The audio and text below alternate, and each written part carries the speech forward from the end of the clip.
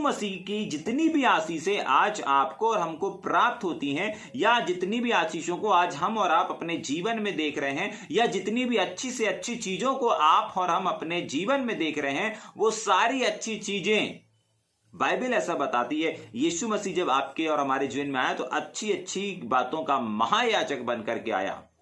जाग रहे? हाँ, तो आज जितनी भी अच्छी और जितनी भी स्वादिष्ट या जितनी भी खूबसूरत और जितनी भी आपको मन को भावने वाली चीजें जो आपके आसपास हैं वो नजर आ रही हैं, वो कहां से मिल रही हैं आपको? बाइबल बताती है यीशु मसीह याजक जो है उसके द्वारा अब तक पहुंच रही है। yes. समझ में आ रहा है? yes. या ऊपर से जा रहा है? ठीक, पढ़ेंगे वापस। क्योंकि जब बकरों और बैलों का लहू और क्लेरों की राख का अपवित्र लोगों पर छिड़का जाना शरीर की शुद्धता के लिए उन्हें पवित्र करता था। मैंने इस बात को बताया ना कि देखिए, जब पुराने समय में लहू बहाया जाता था, बलि किया जाता था, और जब ऐसा करते थे तो उनके शरीर तक का छुटकारा होता था, उनके शरीर से अशुद्धता दूर हो जाती, उनके शरीर की गलतियां, शरीर के काम क्या हो जाते थे, मिट जाया करते थे। लेकिन बात सिर्फ शरीर की नहीं है, छुटकारे सिर्फ शरीर के छुटकारे से कुछ नहीं होता। जाग रहे? अगर आप शरीर के छुटकारे को चाहते हैं, या शरीर की उन्नति या शरीर की बढ़ोतरी को चाहते हैं, या शरीर में अपने आप को फलवंत देखना चाहते हैं, तो उस शरीर से और शरीर के लाभ से कुछ नहीं होगा। जाग रहे? शरीर और शरीर के लाभ से कुछ नहीं होगा। बाइबल यहां बताती है कि पुराने समय में जो लहू बहाया जाता था, पुराने समय में जो बलिदान किया जाता था, उनके सिर्फ क्या होता था, उनके शुद्धता के लिए, सिर्फ उनका शरीर की शुद्धता के लिए उन्हें पवित्र किया जाता था। मतलब सिर्फ उनके शरीर बस पवित्र हुआ करते थे, ना उनका प्राण, ना उनका विवेक, और ना ही उनका आत्मा, इस पर उनका कोई भी असर नहीं पड़ता था। जाग रहे? ठीक, उसके आगे मैं पढ़ता हूं ना। तो मसीह का लहू जिसने अपने आप को सनातन आत्मा के द्वारा परमेश्वर के सामने निर्दोष चढ़ाया। क्यों निर्दोष चढ़ाया? वो बछड़ों और बकरों के लहू से सिर्फ उनके शरीर तक का छुटकारा हो रहा था, शरीर तक को माफी मिल रही थी, लेकिन वो गुनाह, वो पाप जो वो कर रहे थे उनके आत्मा में थे, उनके प्राण में थे। और परमेश्वर ने इन चीज को देखा, यार इनने तो बलिदान चढ़ाया, इनके शरीर का शुद्धता हो गया, इनके शरीर का तो फायदा हो गया, इनका जीवन तो बढ़ रहा है, इनकी आयु तो बढ़ रही है, लेकिन इनका प्राण में अभी भी दूषितपन पाया जाता है, इनका आत्मा अभी भी अपवित्र है। जाग रहे? और जब परमेश्वर ने देखा कि यार इस वाले बलिदान से और इस वाले सिस्टम से, इस बकरे और बछड़ों के लहू से तो इनका सिर्फ शरीर का छुटकारा हो रहा है, इनके आत्मा में काम नहीं हो रहा है, इनके प्राण में काम नहीं हो रहा है, इनके विवेक में काम नहीं हो रहा है। कल जो हमने पढ़ा था 9वें अध्याय में, जाग रहे? विवेक में काम नहीं हो रहा। परमेश्वर विवेक को ही देख रहा था, शरीर को तो परमेश्वर देख ही नहीं रहा था। बाइबल में नहीं लिखा कि परमेश्वर की आंखें शरीर पर लगी रहती हैं, लेकिन परमेश्वर के वचन में यह जरूर लिखा है कि परमेश्वर की आंखें मनुष्यों के मन की ओर लगी रहती हैं। यह जरूर लिखा हुआ है। समझ पा रहे हैं इस बात को? तभी के लिए परमेश्वर ने एक ऐसा सिस्टम तैयार किया, जाग रहे हैं, जिसको क्या लिखा है 14 वचन में, तो मसीह का लहू जिसने अपने आप को सनातन आत्मा के द्वारा परमेश्वर के सामने निर्दोष चढ़ा दिया, तुम्हारे विवेक को मरे हुए कामों से क्यों ना शुद्ध करेगा। यही समस्या थी ना 9वें अध्याय के। अगर हम देखेंगे 8 वचन को और 9 वचन को, यह तंबू वर्तमान में दृष्टांत है, और जिनसे क्या हो रहा था, आराधना करने वाले का विवेक सिद्ध नहीं हो सक रहा था। मतलब लोगों का विवेक क्या नहीं हो रहा था, सिद्ध नहीं हो रहा था। लोग विवेक में क्या नहीं हो पा रहे थे, सिद्ध नहीं हो पा रहे थे, परिपक्व नहीं हो पा रहे थे। और परमेश्वर का वचन चाहता है, परमेश्वर ने पूरी कसरत करवाई थी लोगों के विवेक के लिए, लोगों के मन के लिए, लोगों के मन को क्या कर सके, पवित्र कर सके, क्योंकि परमेश्वर हमारे मन को चाहता है। जाग रहे? आज भी परमेश्वर हमारे मन के लिए ही कसरत कर रहे हैं, आज भी वो हमारे मन को नया कर रहे हैं। जाग रहे हैं? बाइबल बताती है ना, मन के नए हो जाने से तुम्हारा चाल चलन बदल जाए। तो जब मन नया हो जाएगा तभी तो चाल चलन बदलेगा। तो सबसे पहले हमको चाल चलन पे काम नहीं करना है, सबसे पहले अगर आपको काम करना है तो आपके मन पर काम करना है। जब आप मन में किसी चीज को ठानेंगे, जब आप मन में किसी बात का निर्णय लेंगे, जब आपके मन का छुटकारा हो जाएगा, जब आप मन में बड़े बन जाएंगे, जब आप मन में एक सेवक बन जाएंगे, जब एक मन में आप बड़ी सेवकाई को देखेंगे, जब आप एक मन में जिन चीजों को करेंगे, जब आप एक मन में पति और पत्नी के रिश्ते को देखेंगे, जब आप एक मन में अपने पारिवारिक जीवन को बनाएंगे, तब जाकर के वो दृश्य रूप में नजर आएगा। अगर आप शादी करना चाहते हैं या आपकी शादी हो गई है और आप चाहते हैं कि मेरा पति परमेश्वर में बना रहे या मेरी शादी एक अच्छे विश्वासी से हो या फिर मेरे खेत में अच्छा बीज हो और अच्छे अनाज फले या इस बार की फसल अच्छी हो, तो सबसे पहले आपको अपने मन में उन चीजों को देखना पड़ेगा। मन में उस चीज को क्या करना पड़ेगा, दृश्य रूप में देखना पड़ेगा, और तब जाकर के वो कुछ समय बाद आपको दृश्य रूप में नजर आएंगे। Yes. क्योंकि जब तक मन नया नहीं होगा तब तक आपका चाल चलन नहीं बदलेगा। जब तक आप अपने आप को एक छोटा व्यक्ति देखते रहेंगे, जब तक आप अपने आप को एक नॉर्मल व्यक्ति देखते रहेंगे, तब तक आप नॉर्मल ही रहेंगे। लेकिन जिस दिन आप अपने मन में ठान लेते कि नहीं मैं एक मैन ऑफ गॉड हूं, नहीं मैं एक परमेश्वर का जन हूं, नहीं मैं एक भविष्यवक्ता हूं, नहीं मैं एक प्रेरित हूं, नहीं मैं एक नबी हूं, नहीं मेरे ऊपर एक बुलाहट है, नहीं मेरे ऊपर एक बड़ी योजना है, नहीं मेरे लिए परमेश्वर ने एक उत्तम पदार्थ को रखा है, नहीं उत्तम दाखरस मेरे लिए रखा हुआ है, नहीं एक उत्तम पोस्ट मेरे लिए रखा हुआ है, नहीं एक उत्तम कार्य मेरे लिए रखा हुआ है, नहीं एक अनोखे काम की सेवकाई मेरे लिए जब तक आप इसको अपने जीवन में देखेंगे नहीं, अपने मन में विचार नहीं करेंगे, अपने विचार में इसको इमेजिन नहीं करेंगे, आत्मिक मंडल में नहीं लेकर के जाएंगे, आत्मिक मंडल में नहीं देखना शुरू करेंगे, तब तक आप इसको अपने चाल चलन में, अपनी एक्टिविटी में नहीं देख पाएंगे। Yes. समझ पा रहे हैं? हाँ, तभी के लिए परमेश्वर का वचन कहता है कि तुम्हारे मन के नए हो जाने से तुम्हारा चाल चलन भी नया होता जाए। और आपको मालूम है, जो लोग मन में इन तमाम चीजों को नहीं देख पा रहे हैं, गरीबी को देख रहे हैं, बीमारी को देख रहे हैं, लाचारी को देख रहे हैं, दुख को देख रहे हैं, पीड़ाओं को देख रहे हैं, कर्ज को देख रहे हैं, जिम्मेदारियों को देख रहे हैं, पता है ऐसा क्यों हो रहा है? क्योंकि हमने जो इससे पहले वाला जो संदेश है उसको जरूर सुनिएगा, यूट्यूब में आने वाले दिन में जब अपलोड होगा, वहां पर हमने विवेक के विषय में, सारी की सारी जड़ जो है वो विवेक है। अगर आप बढ़ नहीं पा रहे हैं उसकी जड़ विवेक है, अगर आप फलवंत नहीं हो पा रहे हैं उसकी जड़ विवेक है, अगर आपकी शादी नहीं हो पा रही उसकी जड़ विवेक है। जाग रहे हैं? और इसी विवेक के और इसी मन के ऊपर काम करने के लिए परमेश्वर ने क्या किया है, इतनी सारी कसरत, इतनी सारी मेहनत किया, और इसी विवेक को शुद्ध करने के लिए, इसी विवेक को आजाद करने के लिए, इसी विवेक को पवित्र रखने के लिए 14 वचन हमको बताता है कि यीशु मसीह का लहू है ना भाई, यीशु मसीह का लहू है ना बहन, यीशु मसीह का लहू है ना बेटा और बेटी, वो करेगा ना, वो करेगा। क्या क्या लिखा है? यीशु मसीह का लहू तुम्हारे विवेक को, तुम्हारे मन को, तुम्हारे प्राण को, तुम्हारी कामनाओं को, तुम्हारी लालसाओं को, तुम्हारी इच्छाओं को मरे हुए कामों से क्यों ना शुद्ध करेगा। जागरे? यस भैया, साल भर हो गया, 2 साल हो गया, कुछ उन्नति नहीं नजर आ रही।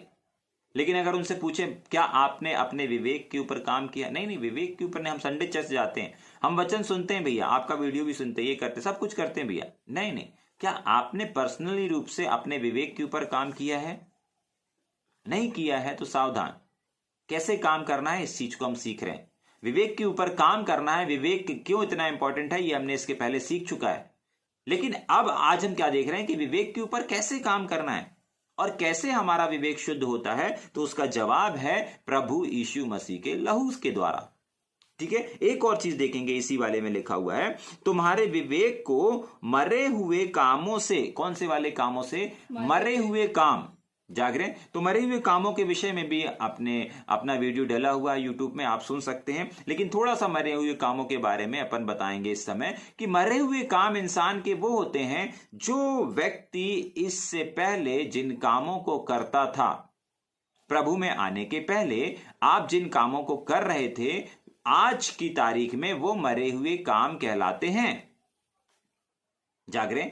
Yes. इससे पहले आप प्रभु यीशु मसीह में आने से पहले जिन जिन कामों को करते थे, जिन जिन लोगों के साथ संगति करते थे, जिन जिन लोगों के साथ समय गुजारते थे, जिन जिन जगहों पर जाया करते थे, जिन जिन लोगों से कांटेक्ट रखा करते थे, और आज मसीह में आने के बाद आपने उन सब चीजों को क्या कर दिया? छोड़ दिया, त्याग दिया है। और आज आप एक मसीह दौड़ को दौड़ रहे हैं, आज आप एक मसीह जीवन को जी रहे हैं। तो वो क्या कहला गए? आपके पुराने काम कहला गए। लेकिन अभी जो आपकी मसीह दौड़ है वो किस चीज को दर्शा रही? एक नए जीवन को दर्शा रही, एक नई सृष्टि को दर्शा रही है। तो परमेश्वर का वचन कहता है कि मरे हुए काम, मतलब मरे हुए काम वो होते हैं जिन्हें हम पीछे छोड़ आए हैं।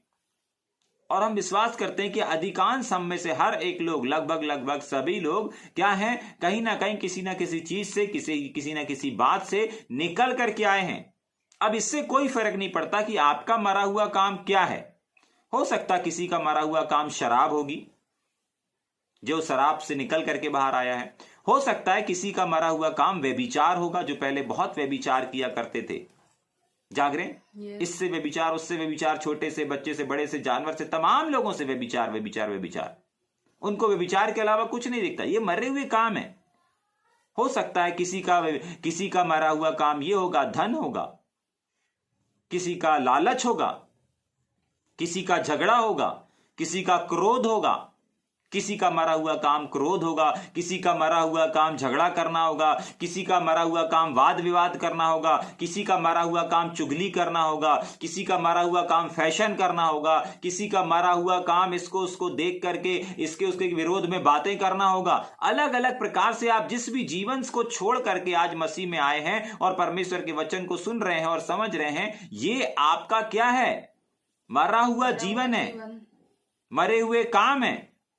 और परमेश्वर का वचन आज की सुबह आपसे और हमसे इस बात को कह रहा है कि देखो, यीशु मसीह का जो लहू है ना, वो मरे हुए कामों से क्या करता है? शुद्ध करता है, शुद्ध करता है। और तुमको क्यों नहीं शुद्ध करेगा? तुम्हारे मनों को क्यों शुद्ध नहीं करेगा? और आज अगर ये सुविधा हमारे पास होने के बावजूद भी अगर आज हमारे और आपके जीवन में हमारे और आपके मन और विवेक क्या है? अशुद्ध हैं, अशुद्ध हैं, निर्दोष नहीं है, दोषी हैं, शुद्ध नहीं है, बल्कि अपवित्र हैं, तो इसका कारण कौन है? परमेश्वर और परमेश्वर का सिस्टम तैयार किया हुआ नहीं है। जाग रहे? अगर गर्मी के माहौल में अगर हमारे भारत सरकार ने यह अनुमति दिया है कि हर एक जगह पर लस्सी के ठेले हों, ठंडा के ठेले हों, शरबत के ठेले हों, ठीक है, ये तमाम चीजों को आप गर्मी के माहौल में देखते हैं। yes. जाग रहे? नींबू पानी मिलता है, जलजीरा मिलता है, ठीक है, अच्छे अच्छे ठंडे ठंडे शरबत मिलते हैं, जाग रहे हैं, लस्सियां मिलती हैं। ये तमाम चीजें हमको गर्मी के टाइम पे उपलब्ध होती हैं। बारिश और इसके बारिश के टाइम पे अगर हम देखेंगे, बारिश के मौसम में हर जगह दुकानदार, जो कपड़े वाला दुकानदार वही होगा, तो वो भी रेनकोट को बेचने के लिए सामने टांग के रख देता है, ताकि लोगों को रेनकोट का क्या मिल सके? लाभ मिल सके, इस बारिश से बच सके। ठंड के मौसम में अगर हम देखेंगे तो हमारे जबलपुर में और आप अपने अपने जगहों में देखते होंगे कि गर्म कपड़ों का, ऊनी कपड़ों का मेला लग जाता है, दुकानें लग जाती हैं। और आपके सामने बड़े बड़े कुछ चीजों को लगा देते हैं। कहीं कान का आपके अपनी दुकान के सामने टांग देंगे, कहीं कान की पट्टी टांग देंगे, कहीं हाफ स्वेटर टांग देंगे, कहीं जैकेट टांग देंगे, जिसको देख करके लोग आते जाते लोग ठंड से बचने के लिए उसमें से कुछ चीजों को खरीदते हैं। जाग रहे? समझ पा रहे हैं इस बात को? सेम चीज अगर सोच करके देखिए, अगर वही गर्म कपड़े, वही रेनकोट और वही गर्मी के लिए तमाम चीजें जो अभी अपन ने देखा, अगर ये सारी उपलब्ध होने के बाद अगर एक व्यक्ति वहां को देखते हुए जा रहा है, चलते फिर जा रहा है, और अगर वहां से जाकर के कुछ चीजों को ले नहीं रहा है, दुकान में नहीं जा रहा है, ले नहीं रहा है, प्राइस कीमत चुका नहीं रहा है, तो क्या ये तमाम चीजों का वो लाभ उठा पाएगा? नहीं उठा पाएगा। क्यों नहीं उठा पाएगा? उसको ठंड से बचना है तो गर्म कपड़े लेना पड़ेगा, जैकेट लेना पड़ेगा, स्वेटर लेना पड़ेगा, कान की पट्टी आती वो लेना पड़ेगा। बरसात से बचना है, रेनकोट लेना पड़ेगा। गर्मी से बचना है, ठंडा शरबत पीना पड़ेगा, लस्सी पीनी पड़ेगी, उसके लिए पे करना पड़ेगा, उसको तमाम चीजों को करना पड़ेगा। समझ पा रहे हैं? हाँ। अब उसके ऊपर है, अगर वो नहीं जाना चाहता, नहीं पीना चाहता, नहीं खरीदना चाहता इन चीजों को, तो वो कभी भी उन चीजों के आनंद को नहीं उठा पाएगा। ठीक उसी प्रकार प्रभु यीशु मसीह का बनाया गया ये सिस्टम है। आज अगर प्रभु यीशु मसीह के लहू बहा देने के बाद भी आपका विवेक सुरक्षित नहीं हो पा रहा है, आपका विवेक शुद्ध नहीं हो पा रहा है, आज भी अगर आप प्रभु में आने के बाद मरे हुए कामों को ही कर रहे हो, वही मरे हुए कामों को, वही पुराने वाले कामों को कर रहे हो, जो काम आप पहले किया करते थे वही काम आप आज भी कर रहे हो। पहले पिक्चर देखने जाया करते थे, आज भी पिक्चर देखने जाते हो, ये मरे हुए काम है। पहले लड़कीबाजी लड़काबाजी करते थे, आज भी आप लड़कीबाजी लड़काबाजी कर रहे हैं, ये मरे हुए काम है। पहले व्यभिचार करते थे, अभी भी व्यभिचार कर रहे हैं, ये मरे हुए काम है। जाग रहे? yes. हाँ, ये मरे हुए काम है। और मरे हुए काम पीछा करते हैं। मरे हुए काम क्या करते हैं? पीछा करते हैं। और पीछा करते हैं तभी के लिए आपको और हमको क्या करना है? उन मरे हुए कामों में प्रभु यीशु मसीह के लहू को इस्तेमाल करना है। आज लोग आप बोलते हैं भैया ये चीज छूट नहीं रही, ये बात नहीं छूट रही, ये शराब नहीं छूट रही, ये सिगरेट नहीं छूट रही है, भैया व्यभिचार नहीं छूट रहा है, भैया पिक्चर जाना नहीं छूट रहा है, भैया झूठ बोलना नहीं छूट रहा है। झूठ बोल ही देते हैं भैया। जाग रहे हैं? Yes. भैया किसी ना किसी के विरोध में बात हो ही जाती, भैया जाग रहे हैं? प्रार्थना कर दीजिए भैया। प्रार्थना करने से कुछ नहीं होगा, आपको आपके विवेक में काम करना पड़ेगा। आपको अपने विवेक में प्रभु यीशु मसीह के लहू को रिलीज करना पड़ेगा, स्वतंत्र करना पड़ेगा, उसके लहू को इनविटेशन देना पड़ेगा, उसके लहू को लगाना पड़ेगा।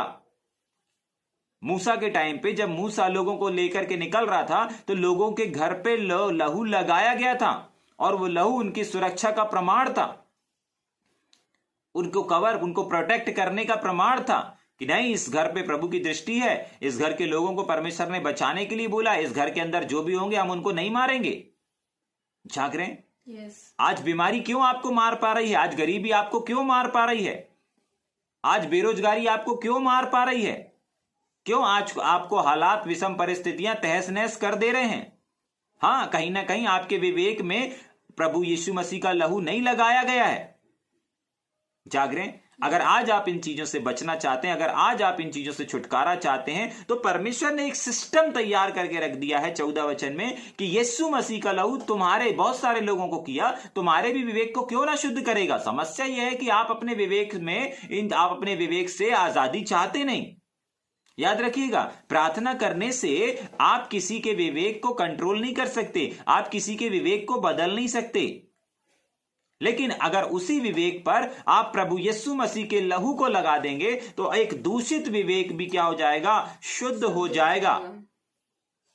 और मरे हुए काम जो पीछा कर रहे होते हैं ना, वो मरे हुए कामों से भी छुटकारा को पाएगा।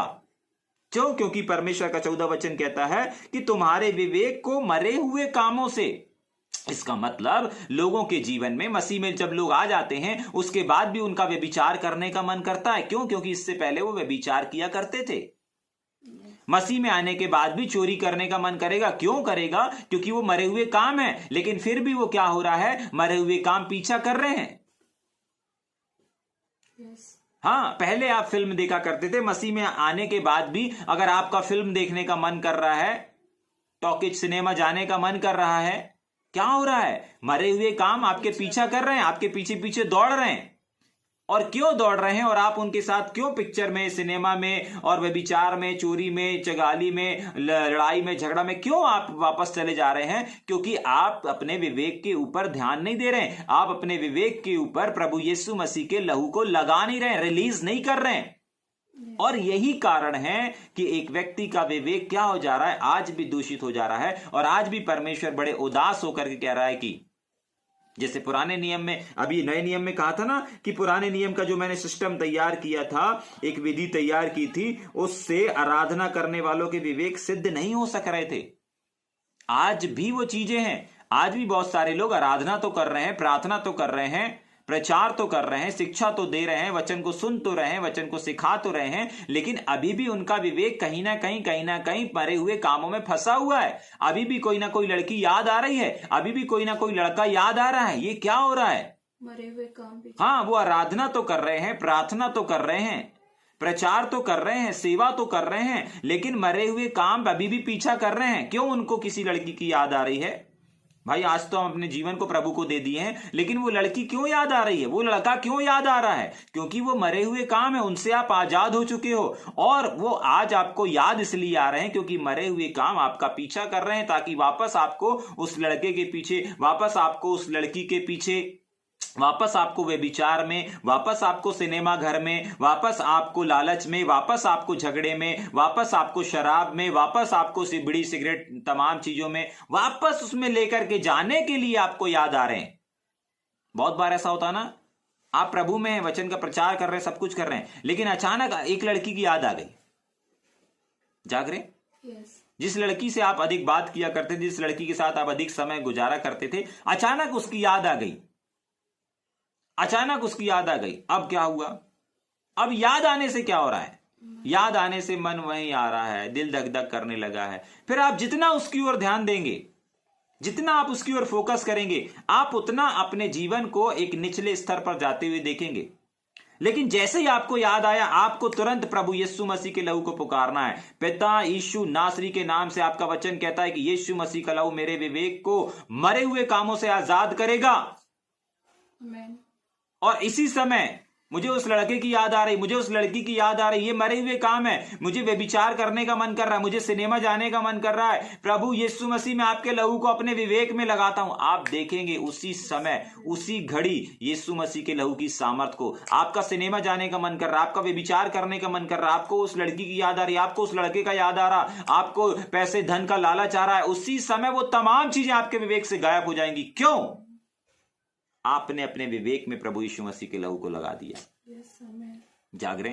यीशु मसीह का लहू पुराना नहीं हुआ, यीशु मसीह का लहू बासी नहीं हुआ, यीशु मसीह का लहू कमजोर नहीं हुआ है। उसका वचन कहता है कि क्यों नहीं शुद्ध करेगा, प्रेज द लॉर्ड। लेकिन कब करेगा? जब आप इस्तेमाल करेंगे। आमेन।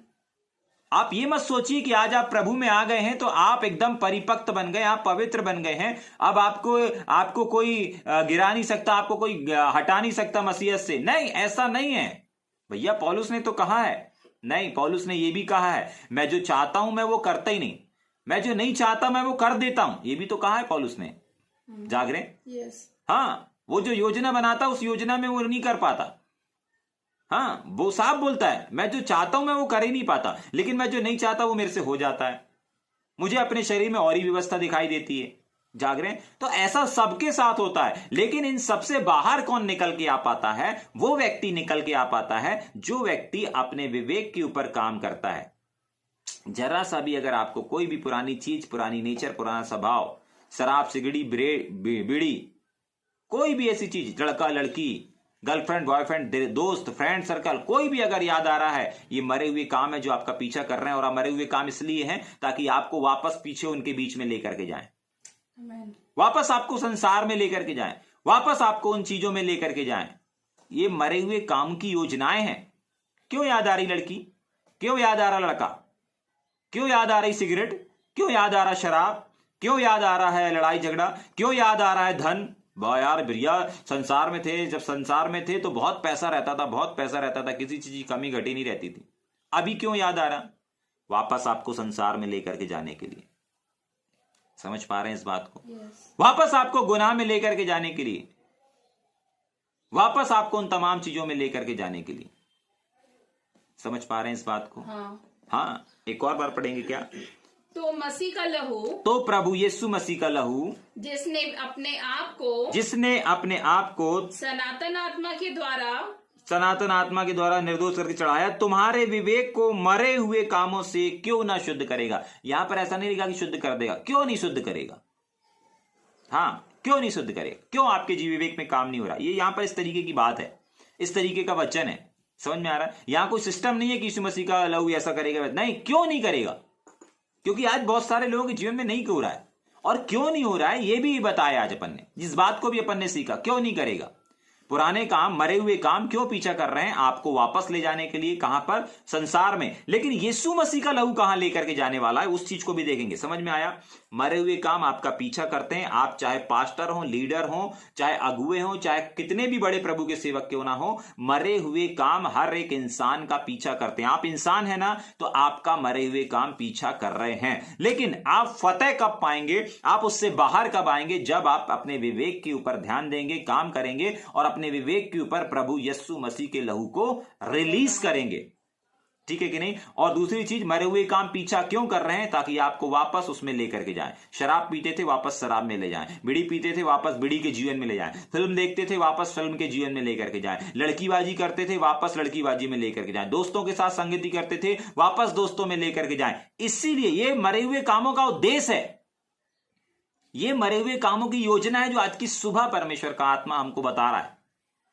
जाग रहे हैं? ठीक। लेकिन यीशु मसीह